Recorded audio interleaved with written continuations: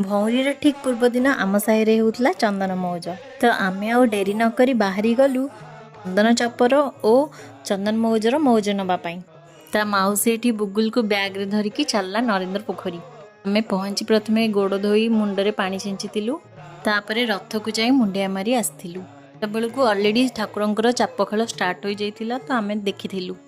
ଆର ବର୍ଷ ଚନ୍ଦନ ଚାପ ବେଳେ ବୁଗୁଲ ମାତ୍ର 3 ମାସର ହେଇଥିଲା, ସେଥିପାଇଁ ତାକୁ ମୁଁ ଆଣିପାରିନଥିଲି।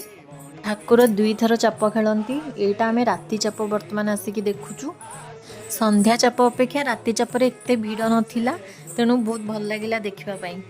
କିନ୍ତୁ ପୋଖରୀ ପାଖରେ ଥାଇକି ଏତେ ଜୋରେ ଗରମ ହେଉଥିଲା ଯେ ସେଠି ଆଉ ବେଶୀ ସମୟ ନ ରହି ପଳେଇ ଆସିଥିଲୁ। ଏଠି ଦେଖନ୍ତୁ ଭକ୍ତମାନେ କିପରି ଡଙ୍ଗା ସହ ତାଳ ଦେଇ ଦେଇ ଭକ୍ତିରେ ନାଚି ନାଚି ଯାଉଛନ୍ତି। ଏହିସବୁ ଦେଖି ମନରେ ଆହୁରି ଭକ୍ତିଭାବ ଆସୁଥିଲା।